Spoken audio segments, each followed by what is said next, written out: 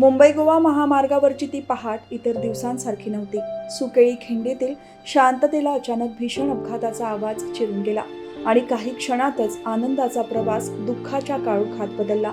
शुक्रवारी पहाटे सुमारे 3 वाजता ओमकार ट्रॅव्हल्सची खासगी बस मुंबईहून गोव्याच्या दिशेने निघाली होती। बसमध्ये पनवेलमधील विभूते कुटुंबीय, त्यांचे सहकारी आणि इतर प्रवासी असा एकूण प्रवास सुरू होता। दिवसभराच्या थकव्यानंतर सर्वजण गाढ झोपेत होते। कुणालाही कल्पना नव्हती की पुढच्या काही क्षणात आयुष्य कायमचे बदलून जाणार आहे। सुकेळी खिंडीत बस पोहोचली आणि अचानक चालकाचा ताबा सुटला। वेगात धावणारी बस काही क्षणातच उलटली। भीषण आवाज, कास फुटण्याचा कडाड आणि त्यानंतर प्रवाशांच्या आक्रोशाने संपूर्ण परिसर दणाणून गेला। झोपेतून जागे झालेल्या प्रवाशांना काय घडले हे समजण्याआधीच अनेक जण जखमी अवस्थेत बसमध्ये अडकले होते। या अपघातात पनवेलमधील ओम सर्व्हिसेसचे मालक वैभव विभूते यांच्या पत्नी नीलम विभूते वय 40 यांचा जागीच मृत्यू झाला।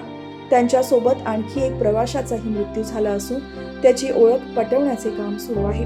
एकूण 38 प्रवासी जखमी झाले असून अनेकांची प्रकृती गंभीर आहे। अपघाताची माहिती मिळताच नागोठणे पोलीस स्थानिक ग्रामस्थ आणि बचाव पथक काही मिनिटांमध्ये घटनास्थळी पोहोचले। उलटलेल्या बसमध्ये अडकलेल्या प्रवाशांना बाहेर काढण्यासाठी क्रेनची मदत घ्यावी लागली। स्थानिकांनीही जीवाची पर्वा न करता मदत कार्य सुरू ठेवले। जखमींना तातडीने नागोठणे येथील शासकीय रुग्णालयात हलवण्यात आले, तर गंभीर जखमींना पुढील उपचारासाठी कळंबोलीतील MGM रुग्णालय आणि रोहा येथील रुग्णालयात दाखल करण्यात आले। या घटनेमुळे मुंबई गोवा महामार्गावरील वाहतूक काही काळ ठप्प झाली होती। पोलिसांनी तत्परतेने बस बाजूला करून वाहतूक सुरळीत केली। मात्र या अपघाताने पनवेल शहराला मोठा धक्का बसला आहे।